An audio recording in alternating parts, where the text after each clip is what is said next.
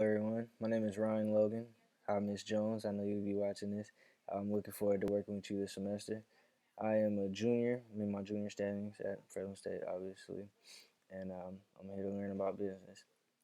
So, to go on and answer the questions for our ePortfolio, my first is when I originally read the question, I thought, well, I haven't had any experiences with the law. I've never been to jail.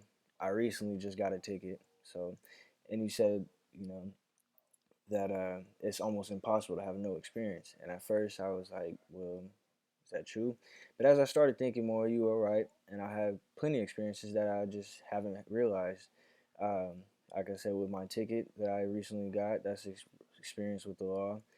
But I wrote that for my written piece, and I'll talk about something new here.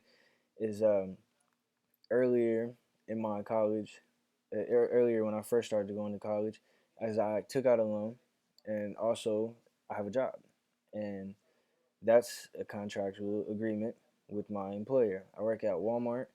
I've been there for 2 years, going on three here in June.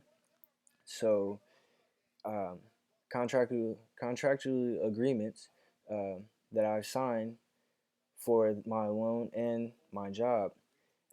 I signed the agreement for my job that I'll be on time, that I'll come to work in uniform, and that I'll do my job correctly, up to the pace and safely. That I'll, won't violate any rules that causing, on my actions that could cause the company, damages and fines and audits. The possibilities that goes on. So that I signed that agreement that I would do all these things for in turn that I would get paid, from the hours and work I put in.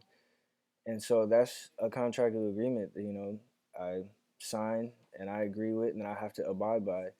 And there's consequences, to that if you do not abide by the law or the agreement you sign that there will be consequences.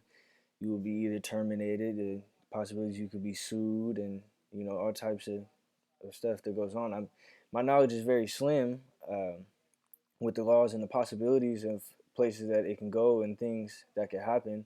I know with my loan contract that I signed, that if I do not pay it off in time, and if I do, take my time, and they can pretty much there's all types of way to get their money back. I'm pretty sure they will be coming for it. I know any one of us would. So there's all types of things you can do. Uh, work out with you payment plans. That's what they originally start with, and if it gets to the point, I know they can take you to court, and even IRS can deduct it straight out of your check, so you have no chance of trying not to pay it back. So it's all agreements. My experiences with the law that I feel like I've learned that that those laws are set for us for our own good. It doesn't matter if we disagree with them or not. They're for our own good and for the greater good of everyone around us. It's kind of like road safety laws. They're for us. It doesn't matter we don't like uh, if we don't like the law of not being able to talk on the phone while driving, and it's there for a reason. It's there for our safety.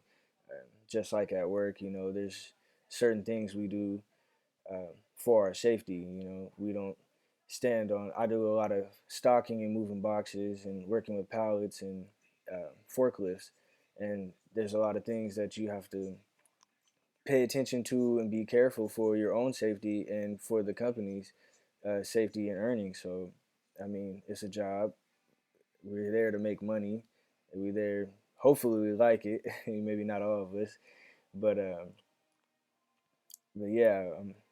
So it's all agreements. I've learned that with laws that they're there for our own good, and that if you break them, there will be consequences, and it goes from monetary fines to even bad decisions of consequences in your life. You losing your life over something.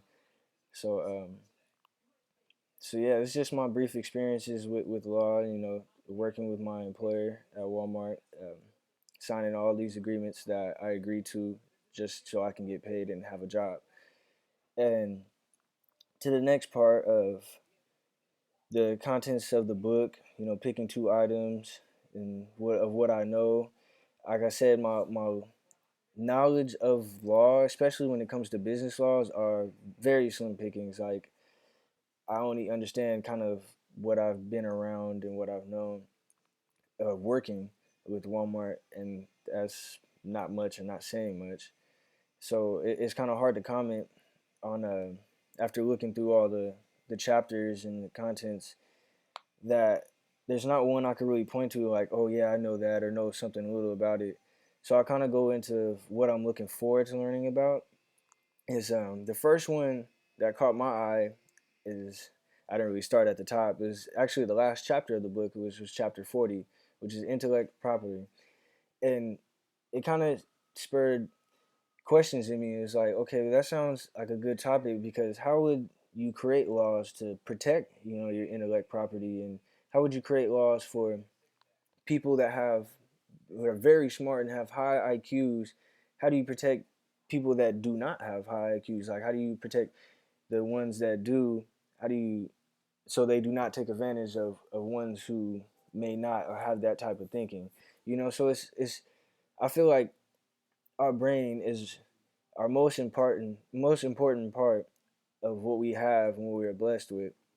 So I was very interested in anything that has to do with our intellect properties. So I'm curious to read what that chapter is about and what the book can provide, and hopefully expand my knowledge on the laws of it. Another one would be chapter 38 is the one right before it, of labor and fair employment practices. Like I said, I work at Walmart. I'll throw my little 2 cents in it to why I'm interested in it, because I don't really like Walmart. At times, I don't feel like I'm treated fairly, and at times, I don't feel like the work that me and everyone there working that we provide, that we aren't fairly compensated for it. I feel like we bring the company a lot of money to be treated poorly and paid poorly. I feel like we should be making a higher wage. So I'm curious to read about the labor and fair employment practices of you know what should be done, and when it's not done, the things that can be done to fix those things. So I'm curious to read about that, and I'll throw in another one. I don't want to do two, but chapter 7 of crimes and businesses. We always hear about individual crimes, murders, killings, and it just mobster crimes. I watch a lot of CSI and Law and Order, so I'm curious to see what type of crimes businesses can commit.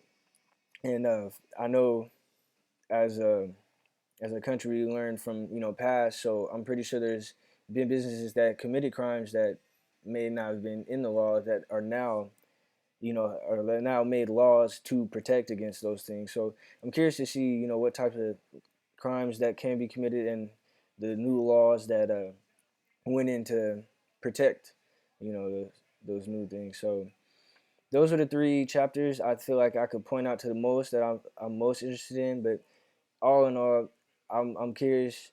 I'm excited to learn about all of everything of laws. Like I said, my knowledge is very slim of it, and I've always been business minded, um, been great with money.